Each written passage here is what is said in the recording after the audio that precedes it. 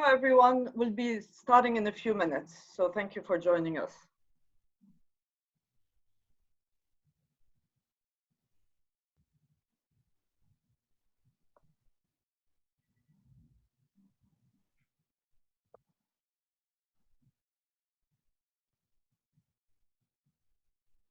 Okay, we'll wait a few minutes as people are just joining the call, joining the video. So we'll give it a few more minutes. I see people coming in.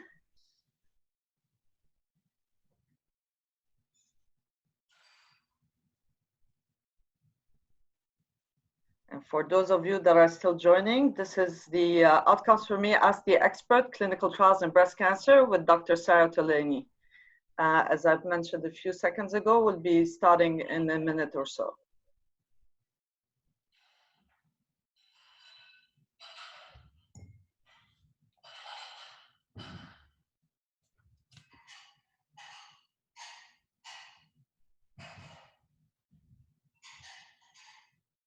Okay, great. I suggest we go ahead and get started. So first of all, hello everyone. Thank you very much for joining us on this on another Outcomes for Me webinar in the Ask the Expert series.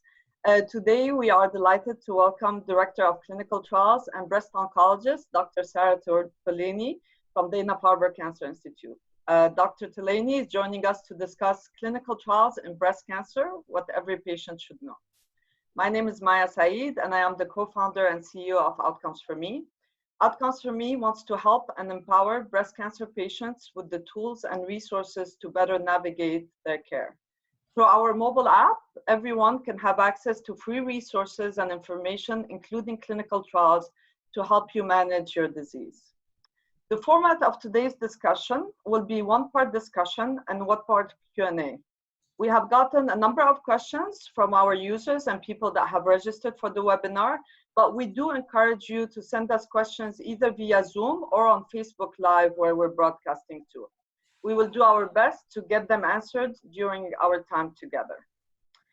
So I want to start off by allowing Dr. Sara Tolaney to give us a brief introduction about herself, and then we will jump right into answering your questions. Sara, please. Thanks so much, Maya. Thanks for having me.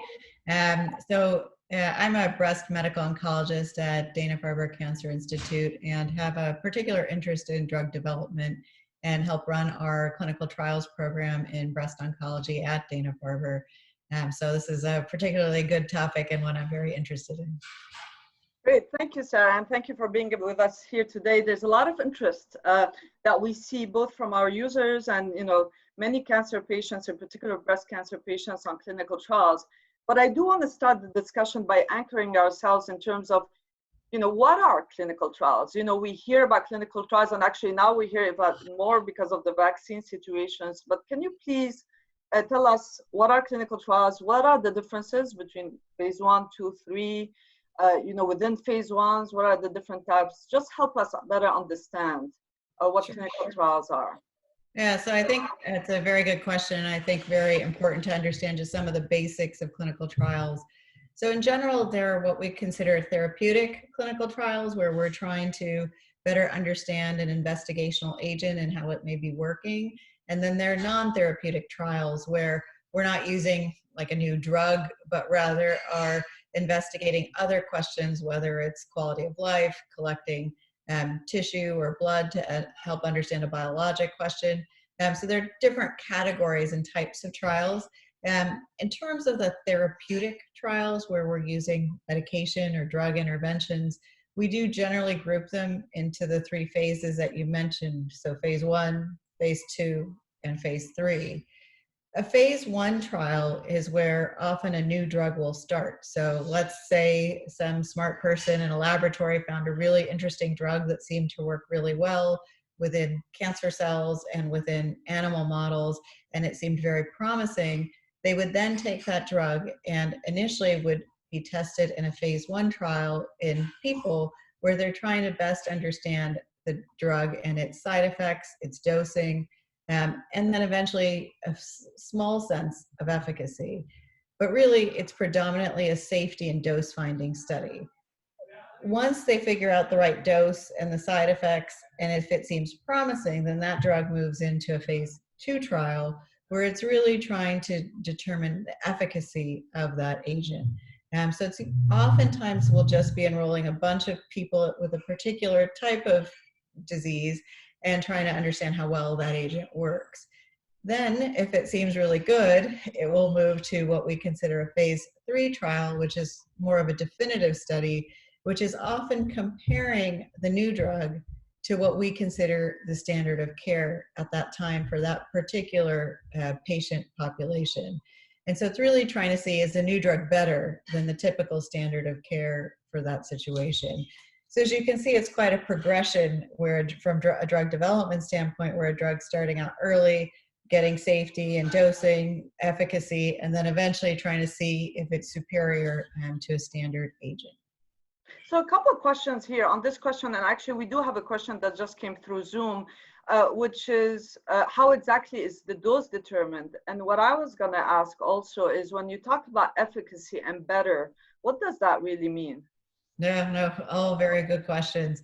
So in terms of how a dose is determined, that's a very tricky one, and not always so straightforward. So I think in a very classic way that some drugs are determined with dosing is what we call a 3+3 design. So we usually will start off with a small number of patients where we start at a very low dose and enroll those 3 patients and follow those 3 patients for a certain period of time, often, let's say, a cycle of treatment. And we're looking to see if we see any real serious side effects that could emerge at that particular dose level. And if it seems that all 3 patients do really well and don't have any of what we consider serious toxicities, then those 3 patients continue on that dose, but we then enroll 3 more patients at a higher dose level and do the same thing. Again, we'll watch and see how those patients do at a higher dose level. If they do good, we keep going up. And so what's often done in some drugs is trying to determine what we call the maximum tolerated dose, meaning you escalate until you start to see side effects, which tells you, well, we really can't go beyond that. And so that's one way, dose is determined. But along that path, we're also collecting data about what we consider pharmacodynamics. So is that drug turning off the target at that dose level, whether that's by skin biopsies or tumor biopsies? We're trying to better understand that. And so we usually will take account both pharmacokinetics and pharmacodynamics, as well as toxicities when trying to determine dose. But, it isn't such a straightforward process. And sometimes, I think we can overshoot on dosing, again, with using a maximum tolerated dose platform. Thank you. So maybe now, if I step back a little bit, and for somebody that has been just diagnosed with breast cancer, or is, diagnosed with breast cancer, at what point, if any, should they be thinking of clinical trials as a treatment options, or, is it when they have exhausted all options that they should seek out clinical trials, or should they consider them earlier? Is there safety risk, the way you mentioned? How should I think about it?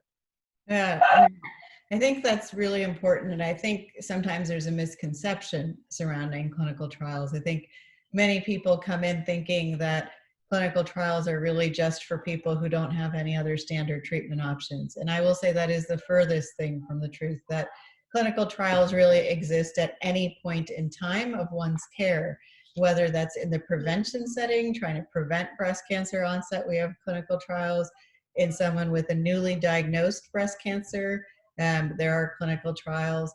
In someone who may recur with breast cancer and develop metastatic disease, either when they could first present with that recurrence or along the path of their metastatic diagnosis. There are trials along that time point too. So, it really spans the breadth of the entire disease process. And so I do think it's actually really important to consider a clinical trial at any point in one's disease, because there are opportunities along the way at each time point. That's very interesting. But then, so how does that work in the clinic, right? In other words, you know, if one should consider it at every stage, is that something that the doctor proactively bring to the table? Is that something that us as patients should be looking for and having the discussion with our doctor? Yeah, and I think those are excellent questions. And I think, you know, it really is a very important discussion with your physician at any time you get proposed a particular treatment path, to ask, you know, are there clinical trial options in this setting? You know, I think there are some centers that may not have the ability to have lots of clinical trials. And so your physician will tell you that, you know, maybe they don't have a platform for clinical trials at their center, but they could certainly refer you to a place that does.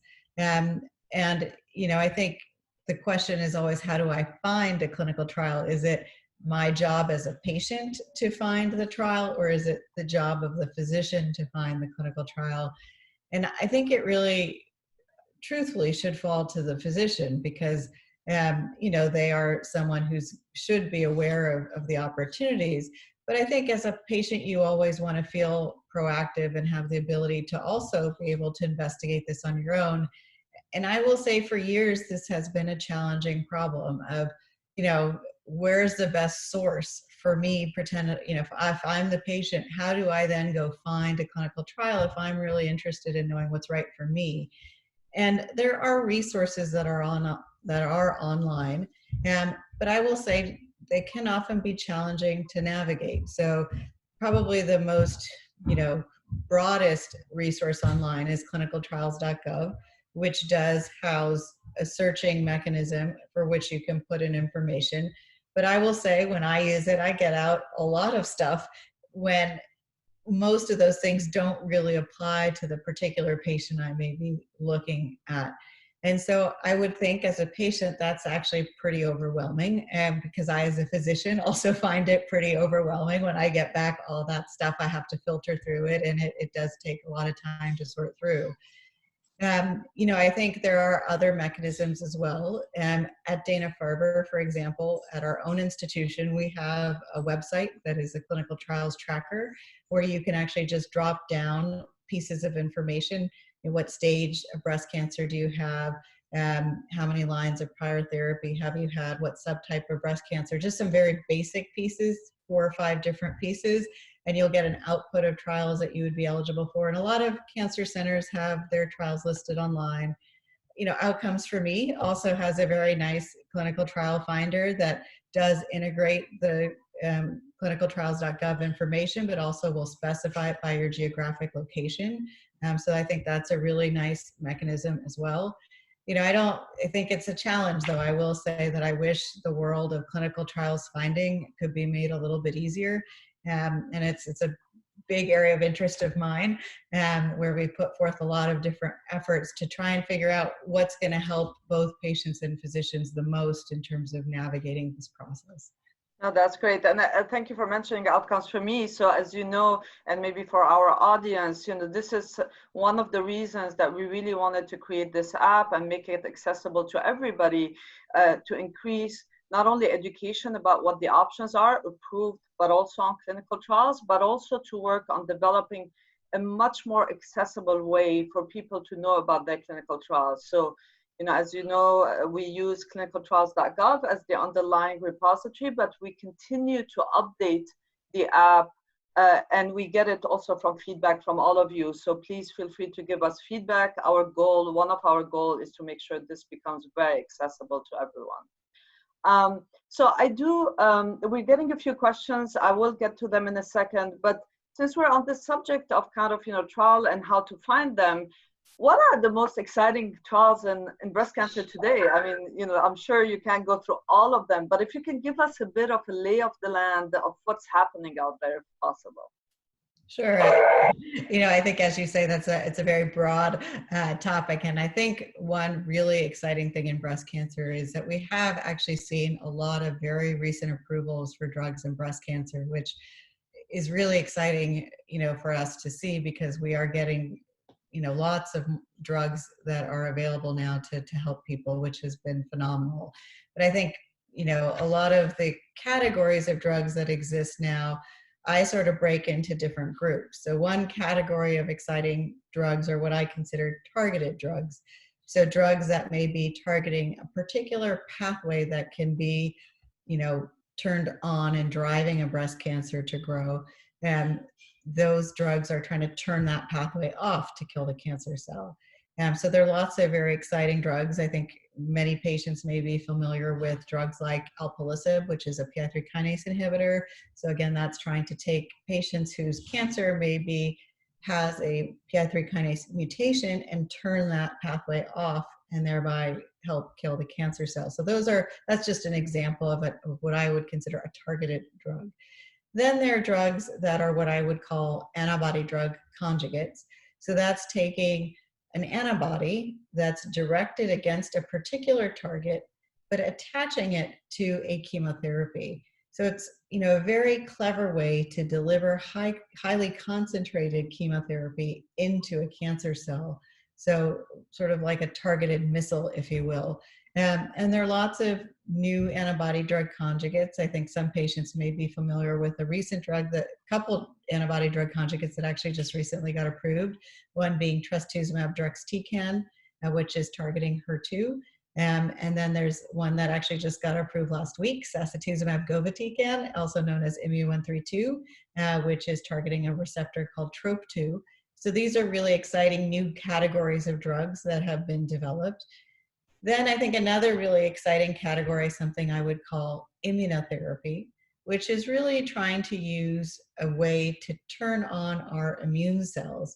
So normally your immune cells should know that there's something foreign and should go kill it. Just like if you got an infection, your immune system should know what's causing that infection and kill those the infection itself so that the infection resolves. The same with a cancer cell, right? If there's a cancer cell, it's foreign, it doesn't belong. But the problem is cancer cells don't want to be killed, and they often will turn on pathways that help them evade the immune system. So a lot of the immunotherapies are geared at trying to activate your T cells and allow your immune cells to kill your cancer. And there are lots of agents in development. There's some that have been approved. One example is a drug called atezolizumab, which is an antibody targeting the PD-L1 receptor. And that is allowing your T cells to have their brakes taken off and so allow them to go and kill the cancer cell. And then there are lots of new novel techniques that are being used with immunotherapy that are currently being investigated. So I think one final category I would think of as novel chemotherapy agents. It used to be back in the day, that's what we studied was standard chemotherapy, but now there are lots of novel chemotherapies, including oral chemotherapy, which is, I think, another exciting area. So I think lots of different exciting pathways that are being studied in breast cancer. Okay, great. No, that's very helpful. I do want to come back to this notion of dosing because we got a very interesting question from the audience just now that I thought it's important to bring up, which is, to go back into dose escalation and how you were kind of describing the dose. The question is, and I'm going to read it as is, but why push it up and up? We so often can't take the dose we're on. Also, people are so different. Palbociclib, for example, is same dosage for everyone, a 200-pound person and a 90-pound person. Yeah, a very good question. And I think it's a challenge. I think using the example of palbociclib, the drug the dose that was approved with palbociclib, the 125 milligram dose, it turns out almost half of our patients do need to reduce their dose to 100 milligrams.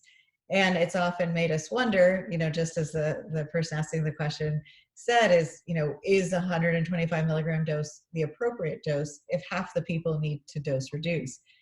And when looking back now at multiple studies that have since been done, they actually have shown that the target is hit equally well at the 100 milligram dose and at the 125 dose.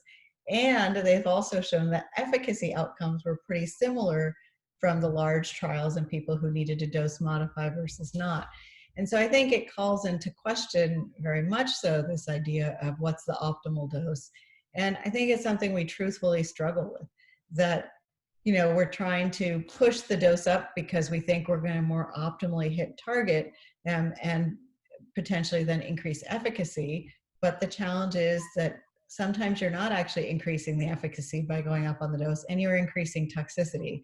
And so where is that perfect balance where you've hit maximal efficacy and you're not causing more toxicity? And I will say we do struggle with this a lot in phase 1 trials, is trying to find that optimal set point. And I do think sometimes we do overshoot with some of our trials. Yeah, no, that's good to know. So, and would that does that mean that once a drug is approved, and if somebody is experiencing a lot of side effects or toxicity, that typically an approach is to reduce the dose and see if that kind of is better managed by a patient? Yeah, no, definitely. I mean, I think we do find that with a lot of drugs, we do require dose modification, and sometimes it does take tailoring it to that particular person. I think a very classic example of this is Xeloda, an oral chemotherapy where the FDA-approved dose is truthfully much higher than what we actually normally prescribe. And even when I do prescribe even under that FDA-approved dose, I still am dose modifying and trying to adjust that dose for the patient depending on what side effects they may be experiencing. So, it sometimes takes a little tinkering for us to find that right balance for individual people. Great. Another couple questions coming online. So going back to the doctor kind of being the ultimate person that should perhaps should suggest the clinical trials as a treatment option.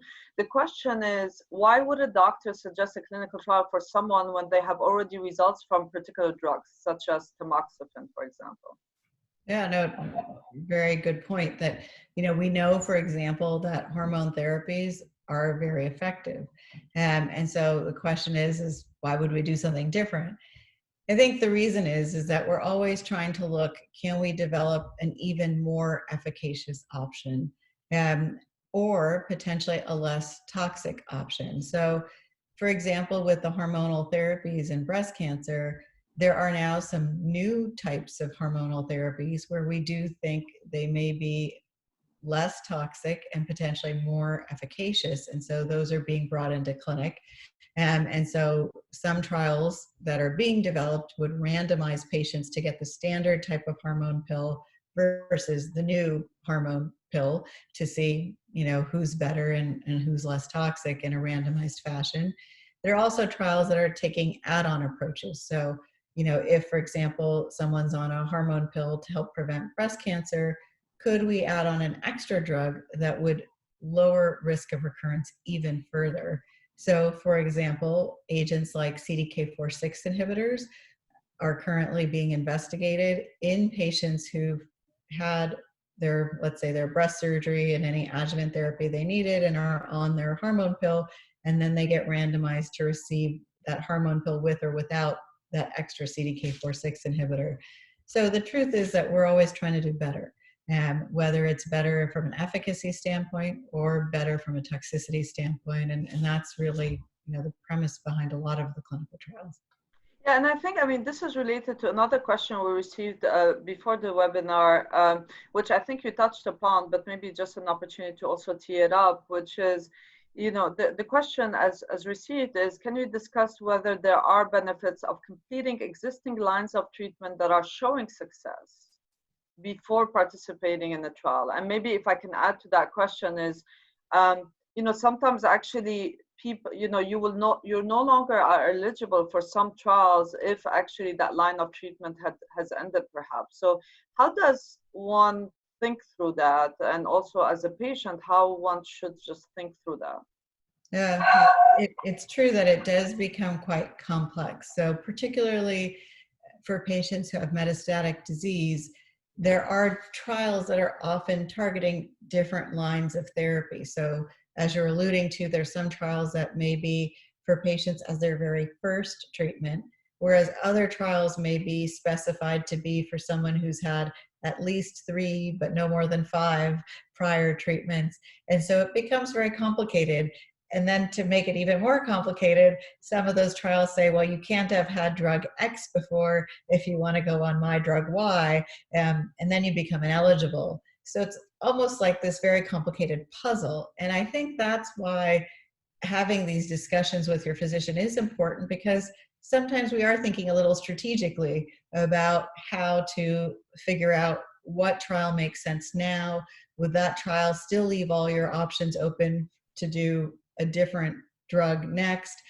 We never want to put you in a situation where doing something is going to prevent an opportunity for something else.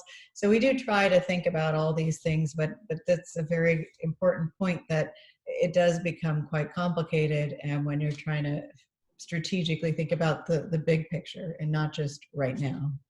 Yeah, it's almost, I mean, as a patient, it becomes extremely overwhelming, right? Like first you have to deal with actually having been diagnosed with this disease, but now it's all these options and how you think through them.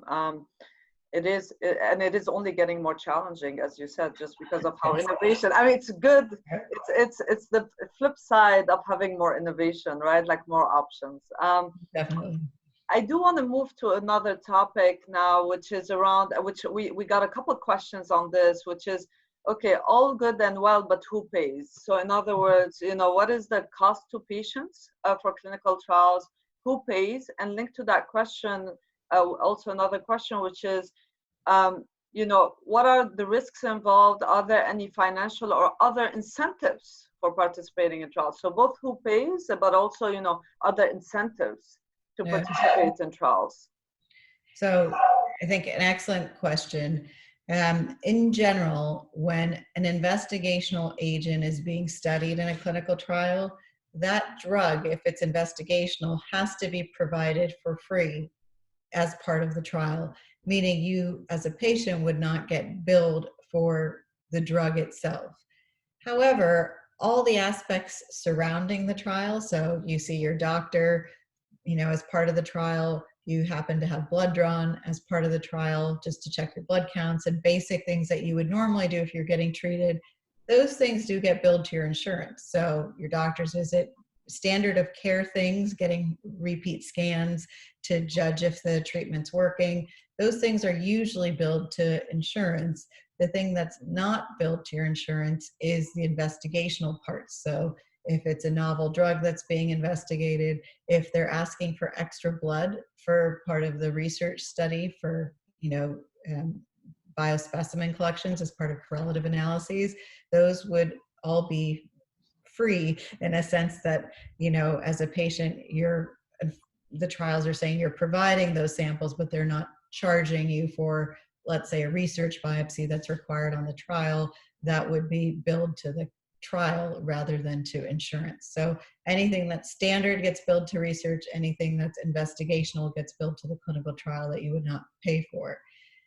You know, I think the challenge is, well, what's the incentive, as you say, and can there be even financial incentive? I'll say usually not. You know, usually there's not, but there's some situations where a patient, for example, could have a very high copay on a drug. So one example would be a CDK4/6 inhibitor. Let's say I had a patient who wanted to get a CDK4/6 inhibitor and I prescribe it, but their copay is actually pretty high. What if I also had a clinical trial, though, that was studying a CDK4/6 inhibitor in that setting? And there are a couple examples of this where the drug is actually being provided as part of the study, then they wouldn't have that copay. That's a sort of unusual situation, though. And so I would say for the most part, there's not really a financial incentive to participate in the trial. I think the incentive is, can I get a drug that's going to be more efficacious for me than a standard drug? Potentially, can I get that drug earlier by getting access through a clinical trial than I would if I had to wait for it to get FDA approved? And will it help me do better, live longer, and potentially have less side effects? I think those are the things that we're thinking about when we're thinking about, does a clinical trial make sense for a patient? Not so much, you know, the financial incentive. I think what I always want to make sure of is it's not costing the patient anymore. And for the most part, that shouldn't be the case. The only catch would be some clinical trials do have visits that are more often than standard of care, often because there's more safety assessments with new drugs than there would be with the standard agent. And so sometimes you are seeing your doctor more often, and those doctor visits, again, are billed to your insurance. And so if you happen to have copays for those visits, then that can add up. And so that's where cost can become an issue. But for the most part, you know, you shouldn't be mostly they shouldn't be more expensive than a standard treatment would be. Yeah, and actually, thank you for mentioning that, because I was going to actually ask specifically about that situation. Do you know that in those, I mean, is it possible for a patient in those circumstances to know ahead of time that, if they were to get on the trial, there is a potential to bear higher out-of-pocket costs, or that's typically, it just happened after the fact? So when you consent to a clinical trial, part of the consent discussion and the consent form does tell you how often you have to come in, what all the required procedures would be on the trial. And so you would know that upfront in terms of how much you're coming in, how often your scans are, how often everything is. And so, if you know your co-pays for getting a scan are a lot, and the trial's doing scans more often than you normally would, then certainly that can add up. Okay, no, that's helpful. I do want to transition now to, and we got a number of questions on this, the current environment, right? So, and its impact on clinical trials. So, more broadly, and then we did get a specific question that I'm going to read it as is, but more broadly, it's kind of, would love to better understand, and for our audience to understand what is currently happening given the current COVID-19 climate. Why are trials paused? Isn't it important that we get patients access to these potentially life-saving drugs? But also, we did get a very specific questions along those lines that I just want to add to this question, and I'm going to read it as is. As a metastatic patient, I think one of the most frightening things about the pandemic is the impact it is having on clinical trials. Can Dr. Tolaney address anything that can help patients who need the clinical trial now, but are barred because the study has slowed or stopped in response to COVID-19? For instance, have there been any changes proposed or in process for opening up compassionate use regulations? Any other strategies that patients should know about or advocate for? Very broad question, but I think a very important question. Yeah. Very important in light of all that's going on now. And I will say certainly COVID-19 has had an impact on clinical research. I think the challenge is that clinical research does require a lot of staffing to be able to conduct these trials. For example, at our institution, we have over 20 clinical research coordinators, even in just the breast group alone, to run our clinical trials.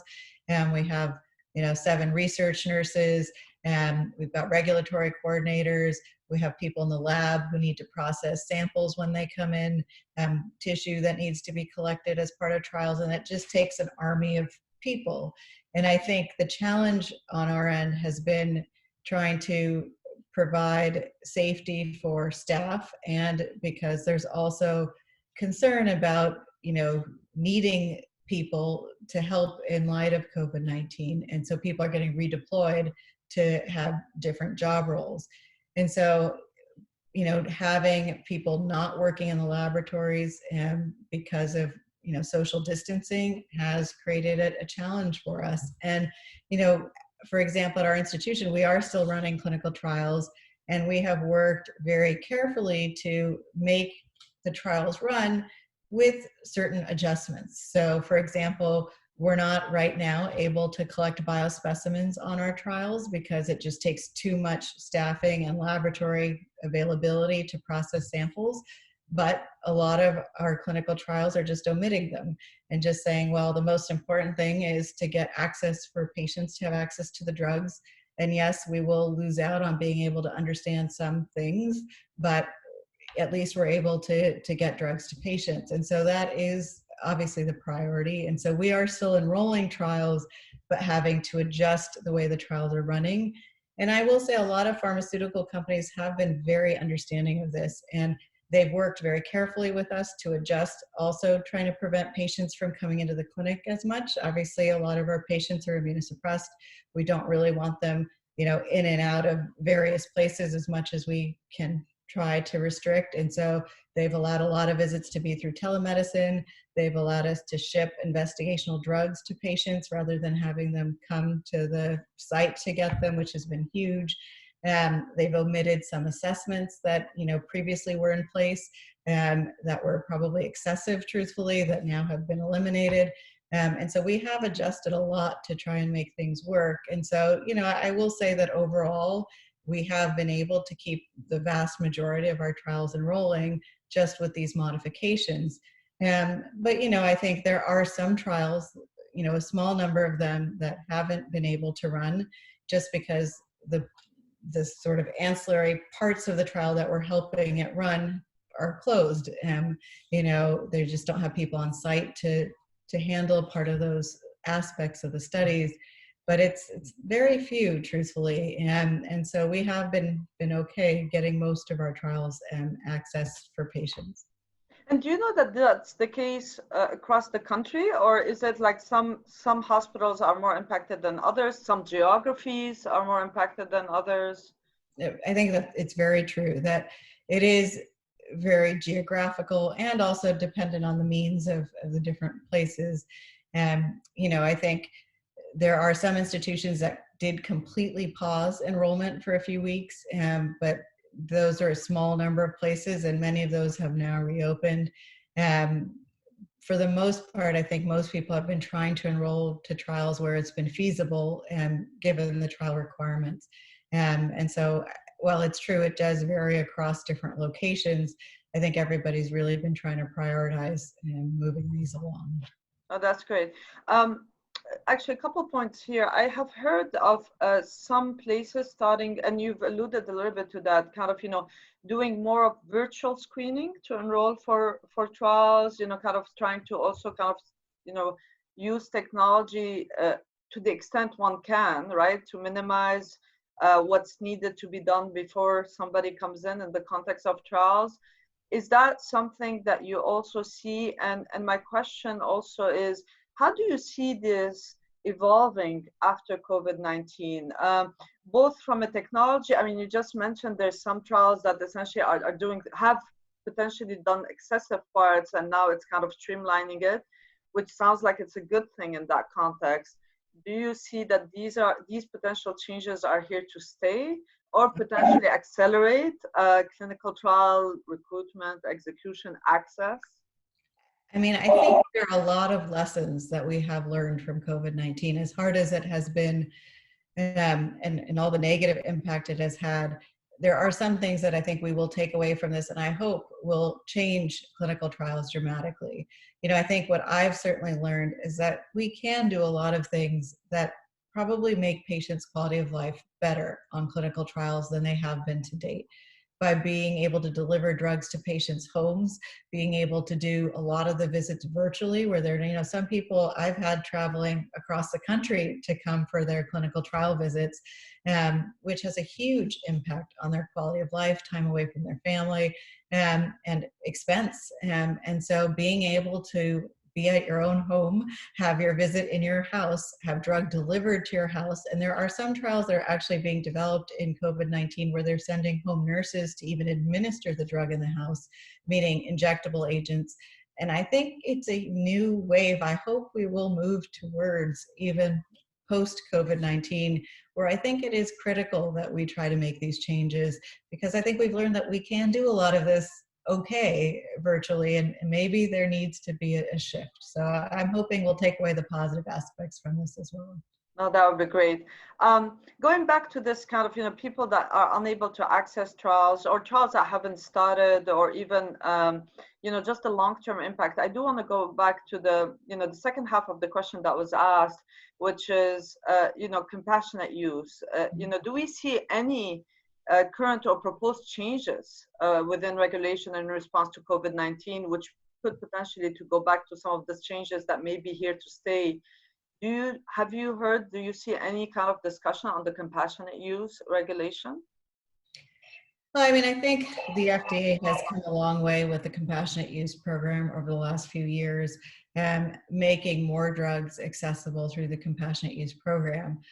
I will, however, say as a physician on the other end of it, it's complicated. To get a drug through compassionate use, I will say I did it a few weeks ago for a patient. At the time it was a drug that wasn't FDA approved. It took me and my staff over 3 weeks to get all the paperwork done, between getting we had to file an IND, we had to write a protocol, write a consent, contract with the drug company, get drug shipped, have electronic orders built in our system for that drug. It was very complicated. And I don't think a lot of institutions have the bandwidth to take that on. It's expensive for an institution to do that. And there's no, how can a small institution have the bandwidth to do that? And I think the process just needs to be a little easier so that, physicians are easily able to get through that process for their patient, because I think it's a disincentive to a physician to have it so complex. And then I think they probably just don't think of offering it because they just know it's so complicated to take on. So, I hope, again, with all that's happened with COVID, some of these processes will also relax, and hopefully we'll have more agents available through the compassionate use process. And honestly, based on what you're saying, I think that's, to go back to the person that asked the question, but also more broadly, including actually for us at Outcomes4Me, it's kind of, it sounds like this is an area where more advocacy could really help. Because it's really what I'm hearing, it's blocking really people from getting access to potentially beneficial treatments. And it's just because of, it's simple to say it that way, but to simplify it, it is a burden, a regulatory burden that institutions have to go through. Yeah, I realize it's very complex, and I think, again, the FDA has come a long way with it, making these drugs available where many drugs weren't before. So I think we've made progress, but I think we could definitely make more and try and make the system easier. Yeah, no, that's great. I do. So a couple more, a number of questions also came up. I just want to make sure we touch upon them in the last 15 minutes. Feel free to ask any others. We'll try to get to as many as we can. A question came up when we were talking about, in the context of clinical trials, you do, one may see the doctor more often than usual, do biopsies, etc. So the question was, can the extra research procedures that are in the context of a clinical trials benefit me, i.e. labs, biopsies, beyond the intent of the actual investigational trial? Yeah.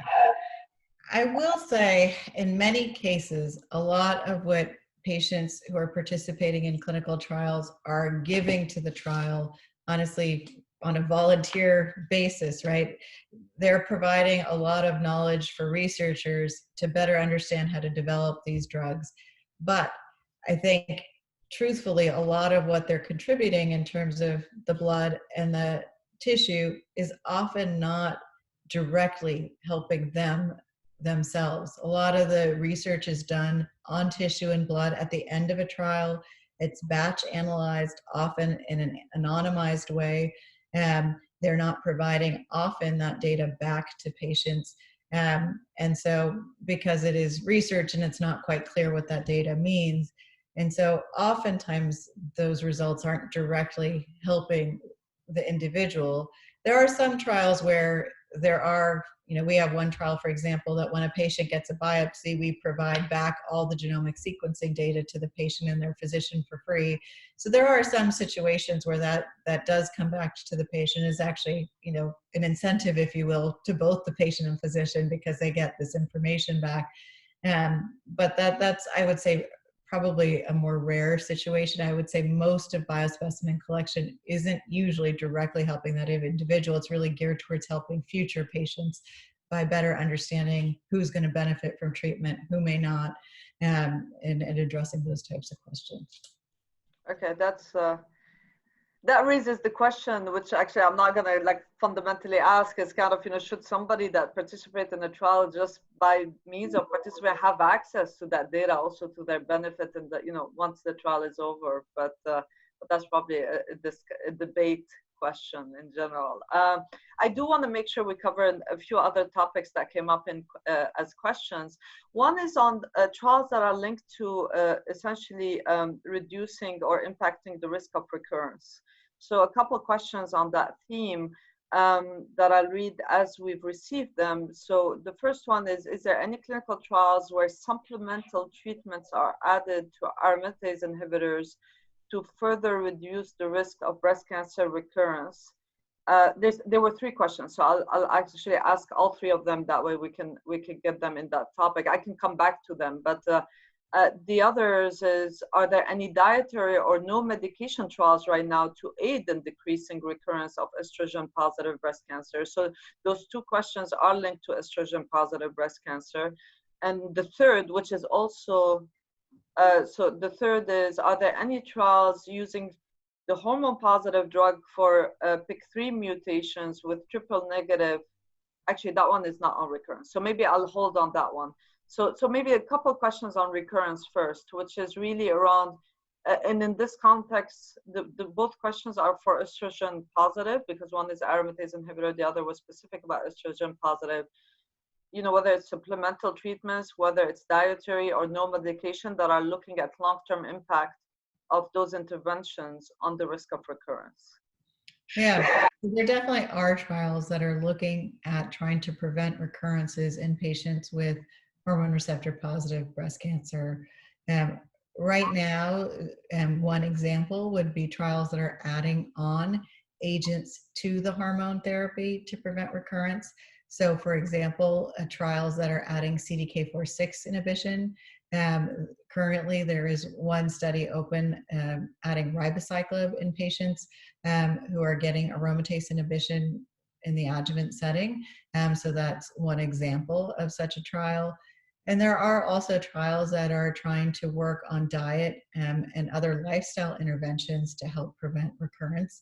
One example of that is a trial being run through the Alliance Cooperative Group called the Be Well Study. This study takes patients who have any subtype of breast cancer, actually, that's HER2 negative, and they get randomized to get a dietary or exercise intervention versus a mind-body intervention. And, you know, I think this is critical because there's a lot of very interesting data that has emerged about impact of lifestyle on outcomes that, you know, I think we have retrospective data from that isn't quite so clear, but this will actually be a more definitive prospective study to help address that. So definitely lots of studies. Another trial that's in the adjuvant setting is the Aspirin Study, looking at if taking an aspirin will help prevent recurrences, and that's for patients with HER2 negative disease. So again, these are just some examples, but there are lots of trials really trying to focus on preventing recurrence. No, that's very helpful. And I would imagine, this is more for my own knowledge, I would imagine these kind of trials are long trials, right? To kind of get a readout on recurrence. Are these like multi-year trials? Are there, you know, what's like the average or the kind of time that these trials take for people to kind of see whether it's having an impact? It takes years because, you know, hormone receptor positive breast cancers can recur, you know, really at any point in time over time, right? With maybe 50% of recurrences happening within the first 5 years and 50% occurring beyond 5 years. And so we really do need to follow patients for quite a long time to make sure that that new intervention is preventing recurrences. And so the interventions are different durations depending on what the trial is looking at. But usually, as you suggest, the follow-up is actually a very long period of time, usually somewhere between 5 to 10 years of following patients to look to make sure they're not having cancer come back. So I mean, this kind of sparks the question, for people that are, you know, kind of finished their active treatment, kind of are worried about recurrence, you know, some of the trials you mentioned, like aspirin, is probably not as, you know, like a big burden on the patient than like maybe a CDK4/6 trial. So, you know, would that mean, and so here's my naive question, not coming from a patient, that, you know, why not get on an aspirin regimen? I mean, should I be thinking that way?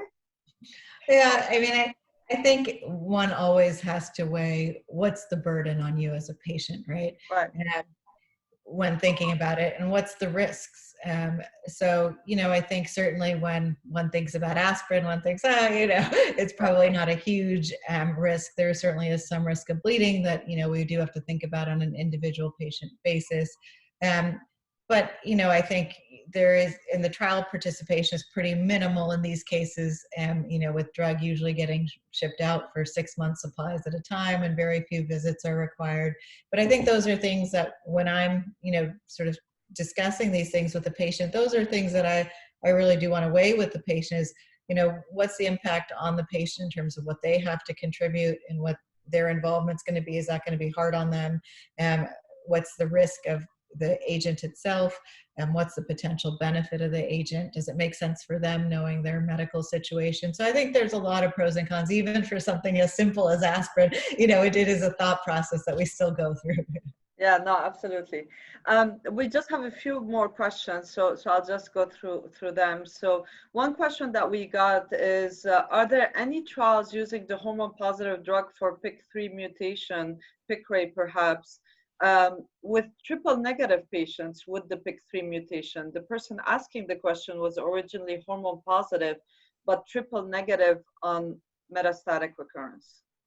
Oh, interesting question. It's interesting that about 10 to 15% of patients who develop metastatic triple negative disease actually converted from having an ER positive cancer. So we do see this loss of hormone receptor expression in about 10 to 15% of patients who recur after ER positive cancers. And so we do know that in ER positive cancer, about 40% of patients have a PI3 kinase mutation. In triple negative breast cancer, it's actually a little more uncommon. So it's about 8% or so of patients who have PI3 kinase mutation. There are agents that do target this pathway and that are being studied in all breast cancer subtypes. So the agent that was mentioned, alpelisib, is an oral agent that targets the PI3 kinase pathway. That drug is approved for patients who have hormone receptor positive metastatic breast cancer. There is a trial investigating alpelisib in patients with metastatic triple negative breast cancer who have a PI3 kinase mutation. So I think, there's definitely interest in that area. There are also other drugs that do turn off the PI3 kinase pathway. So for example, AKT inhibitors also work in patients who have that pathway activated. And so there are trials ongoing looking at AKT inhibitors in combination with other therapies such as chemotherapy and even immunotherapy, looking to see if adding those agents will improve efficacy. And it does seem like patients who have a PI3 kinase mutation may be even more sensitive to drugs like AKT inhibition. Okay, no, that's very helpful. Another question we got before the webinar, but we also received a similar, I think, question on Facebook Live is, so the one we got before the webinar is, are there any clinical trials for premenopausal family members with first-degree relatives that were diagnosed with estrogen-positive breast cancer? The other question we got on Facebook Live, which I would assume it kind of touches upon something similar. Do you think you can touch upon genetic testing? So again, I'm putting them together, not that they're related, but yeah. I think the general question is really, are there prevention trials, right, in patients who may have high risk of developing breast cancer due to either family history or genetic predisposition for prevention? And there certainly are. There are lots of trials that are investigating hormone therapies in this setting, even including one trial looking at a topical cream application of hormone therapy on the breast, which I think is very interesting for prevention. So, there are studies that are geared towards patients who are at higher risk. And then I think that certainly does also lead to, genetic testing and what the role is currently in breast cancer to better understand who is at higher risk. I think currently in our guidelines, we recommend any patient with metastatic breast cancer get genetic testing. And the reason this is that there are now drugs called PARP inhibitors, which are FDA approved for patients who have germline BRCA mutations. So those drugs do work very well if a patient has this BRCA mutation. So we do want to test all our metastatic patients so we know which patients could benefit from these drugs. But I think, certainly in the early disease setting, we also are encouraging patients to consider genetic testing, even now, regardless of family history. It used to be that we felt that we could predict who was going to have a genetic mutation very well based on family history. but some studies have suggested that we're actually, as physicians, not so good at predicting which patients are going to have mutations or not. So, the guidelines clearly say women with triple negative breast cancer under the age of 60 should definitely have genetic testing. But I will say that sort of movement has changed towards making sure as physicians we do have that discussion with any patient with breast cancer to see if they're interested in considering genetic testing, simply because we're not always so good at predicting who's going to have a mutation. Okay, great. Just two more questions and then we'll wrap up. One question that we got live here was around, there are two questions that are related. Could you try natural anti-inflammatories instead of ASA, such as turmeric? And then more broadly, are there trials for natural alternatives or supplements? Yeah. So in terms of anti-inflammatory drugs, I think the challenge is we're just not really sure on what the efficacy is. And so, for example, looking at the Aspirin trial, that was really based on a retrospective study that had suggested people who were taking aspirin had fewer recurrences of breast cancer, but we don't really have prospective data. And so that's why that Aspirin trial is enrolling. And furthermore, we don't have data about other anti-inflammatory agents at this time. And so my general thoughts are, again, just a discussion with the patient about the particular thing they're interested in taking to make sure it doesn't have any drug interactions with the agents that they currently are taking. And because some supplements can potentially interact with a drug that they're on. So that's important to check for. The truth is we don't really have very good efficacy data about most supplements. And so really I'm most concerned to make sure it's not contraindicated in any way, that there's no drug interaction, there's no toxicity that I'm worried about. But if not, then usually we think it's very reasonable to try just because we don't have sufficient data. Same with the turmeric data. Again, there's lots of very interesting data in animal models that actually I think looks interesting, but the challenge is we don't really have very good prospective randomized studies to really know how efficacious it is. Okay, great. I do want to end on one last question before I wrap up the webinar. I really appreciate your time. This question we got actually ahead of time, but I thought it was a good wrapping up question, which is, kind of puts back a little bit in conclusion what somebody could do today about what's happening. So this person is newly diagnosed, awaiting surgery. And the question is, how can I find out about trials that I could participate in, and when in my treatment journey can I participate? So I know we touch upon these points, but maybe it's a way to also kind of, wrap it up as we conclude the webinar. In a patient who's newly diagnosed, who maybe hasn't had surgery yet, there are trials that are geared towards patients prior to surgery. So depending on the specific situation, if that patient needed treatment to shrink the cancer down prior to breast surgery, there are what we call preoperative or neoadjuvant trials that are usually looking to give the standard therapy, but then often are adding on additional treatments in that preoperative setting to try and optimize care, again, to make sure we're seeing really nice responses prior to surgery. So definitely in someone newly diagnosed, there are clinical trial options even before surgery. And then even after surgery, again, there are trial options to consider in terms of extra agents to receive after one has completed breast surgery. So I think it comes back to your very first point when you started the webinar, is when does one look into clinical trials? And I think the answer really is at any point in your disease course, because we often have trials, throughout the disease process. Great. Well, first of all, I want to thank you, Sara, so much for, being here, sharing your thoughts, and, this very helpful webinar. I do want to thank everybody that has joined us today for taking the time to join us. As I've mentioned, this is a topic that is dear to us. We want to make sure, everybody can have access to this, and we're working very hard to do so.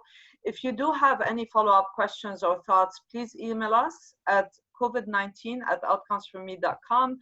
We will be sending everybody a survey after this for feedback on what you would like us to do in future webinars. We take your input as we organize these different topics. We'll also be making these videos available on our app and our website, outcomes4me.com, with a recap if you want to revisit or also share it with others. And to make sure, finally, to make sure you don't miss any future updates, make sure that you have your push notifications on the Outcomes4Me app. We do send the push notification every time we schedule a webinar or to alert people when the recordings are available. Thank you, everybody. Thank you, Sarah, and stay safe, everyone. Thank you. Thanks so much. Thank you.